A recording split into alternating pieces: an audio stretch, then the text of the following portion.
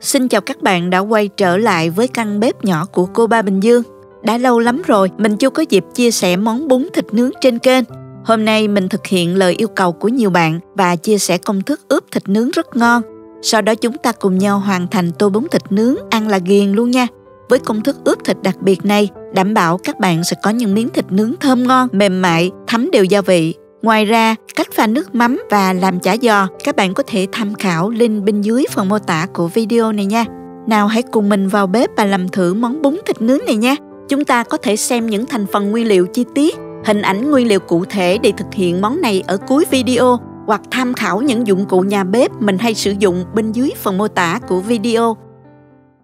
Để làm món này thì mình hay chọn thịt vai để nướng.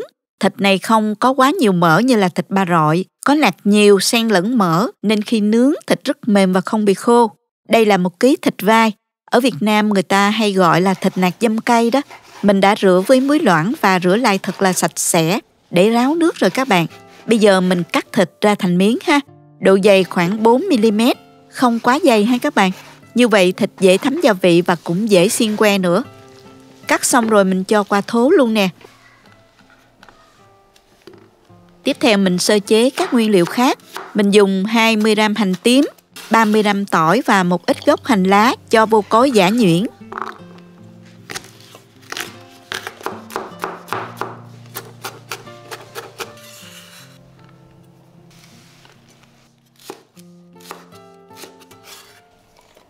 Sau đó vắt lấy phần nước để ướp thịt. Mình không ướp sát hành tỏi vì khi nướng rất là dễ cháy đó các bạn. Sắc nhỏ hành lá để làm dầu hành mình ăn kèm ha.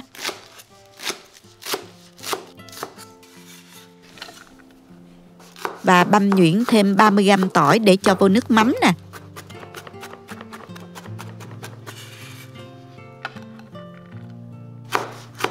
Thêm vài trái ớt nữa mình cũng băm nhuyễn luôn.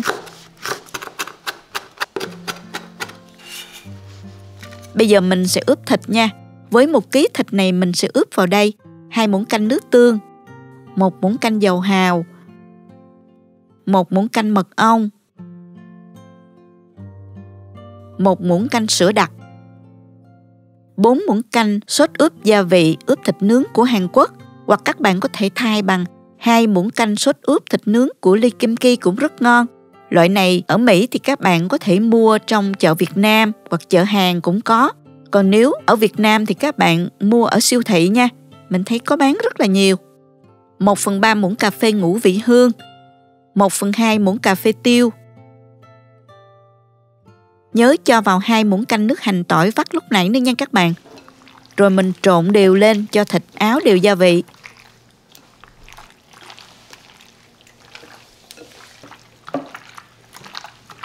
Cuối cùng mình cho vào 3 muỗng canh dầu tỏi phi. Rồi mình trộn đều lên một lần nữa. Nếu gấp ăn thì khoảng 30 phút sau mình nướng là được rồi. Nếu muốn cho thịt thấm ngon hơn thì các bạn để thời gian từ 4 đến 6 tiếng. Rồi các bạn dùng màng bọc thực phẩm bọc lại và cho vào ngăn mát tủ lạnh nha. Trong khi chờ thấm gia vị thì mình pha hỗn hợp để quét mặt thịt gồm có nửa muỗng canh dầu hào, 1 muỗng canh mật ong, 1 muỗng canh nước. Khuấy cho mật ong tan rồi mình cho 1 muỗng canh màu dầu điều vào sau cùng. Bạn có thể thêm một ít bột màu điều cũng được ha. Phần thịt ướp đã được 2 tiếng rồi thì mình đem đi xiên que. Nếu nướng than thì các bạn nhớ ngâm xiên que trong 30 phút để nướng không bị cháy nha. Xiên que thì mình dùng 2 cây loại vừa này, mình chập lại để xiên cho chắc nha. Để mình trở thịt cũng dễ hơn nữa. Mình gói miếng thịt cho gọn rồi mình xiên vào, làm nhanh lắm.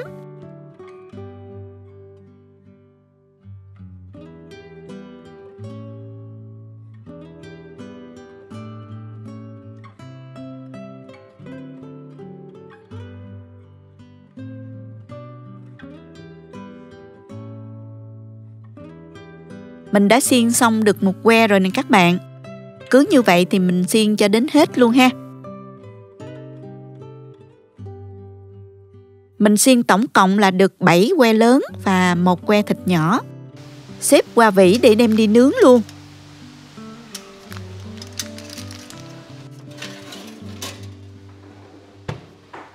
Cho vào lò nướng ở nhiệt độ 380 độ F, thời gian là 12 phút. Rồi mình trở qua mặt còn lại nướng thêm 12 phút nữa. Lưu ý với que thịt nhỏ, thịt mỏng hơn thì thời gian nướng sẽ nhanh hơn nha các bạn. Các bạn nhớ thăm chừng ha.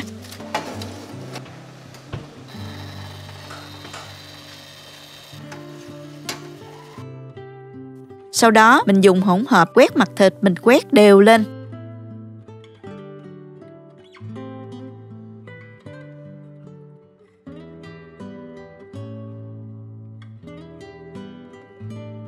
Và mình nướng mỗi bên thêm từ 5 đến 7 phút nữa. Khi thấy lên màu ưng ý là được.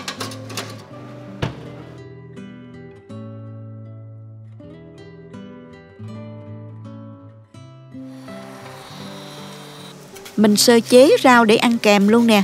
Dưa leo thì các bạn chẻ dọc, rồi mình cắt ngang lại như vậy.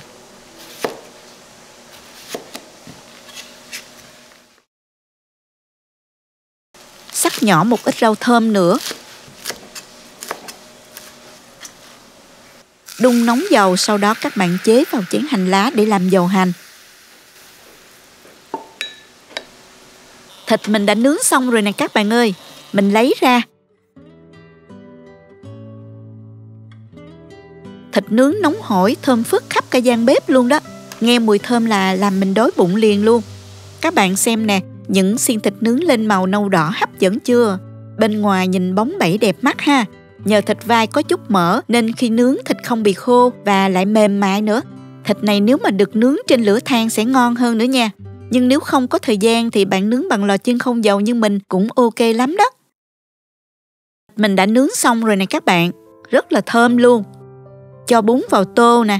Ăn kèm với rau thơm, xà lách, giá và dưa leo. Đồ chua. Cho thịt nhiều một tí cho hấp dẫn nha.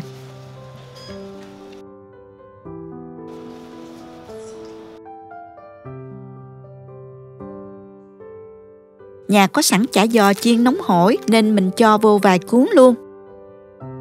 Cho dầu hành nè. Một ít hành phi, đậu phộng, ớt nữa nha. Nước mắm chua ngọt thì các bạn pha theo tỷ lệ 1 mắm, 1 đường, 2 nước. Tỷ lệ nước cốt chanh là 1/2 lượng nước mắm nha. Thêm tỏi ớt băm nữa là xong.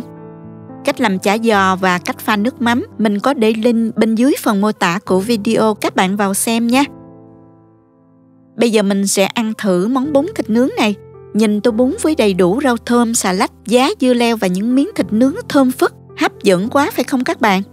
Khi chan nước mắm chua ngọt vào tô bún, mùi thơm của nước mắm cùng với thịt nướng nghe là thèm liền luôn. Thịt nướng có vị mặn ngọt vừa phải, rất thơm và không bị khô. Thịt mềm, thấm đều gia vị, ăn rất ngon các bạn. Tiếp theo mình sẽ ăn bún nè, kèm với rau sống và thịt nướng. Rau sống giòn, bún mềm, thịt thơm, tất cả hòa quyện tạo nên hương vị thanh mát. Làm món này ăn không khi nào bị ngán hết nha. Chả giò giòn rụm, ăn kèm với bún và rau rất là hợp luôn. Nước mắm chua ngọt thấm vào bún và thịt làm cho món ăn thêm phần đậm đà. Món bún thịt nướng này không chỉ ngon mà còn đầy đủ dinh dưỡng, rất phù hợp cho các bữa ăn gia đình. Hy vọng các bạn sẽ thích công thức này và thử làm cho gia đình mình nha. Chúc các bạn thành công và ngon miệng ha. Cảm ơn các bạn đã theo dõi video. Nếu thích cách mình chia sẻ, nhớ gửi cho bạn bè cùng xem, bấm like và đăng ký kênh để xem nhiều món ăn mới của mình. Nếu thấy video thực sự hữu ích, bạn có thể gửi tặng ekip thực hiện một ly cà phê bằng nút Super Thanks hình trái tim ngay bên dưới video. Các bạn cũng có thể truy cập website cobabinhdương.com để xem công thức nấu ăn dưới dạng bài viết. Chào tạm biệt và hẹn gặp lại các bạn trong video kỳ tới nha.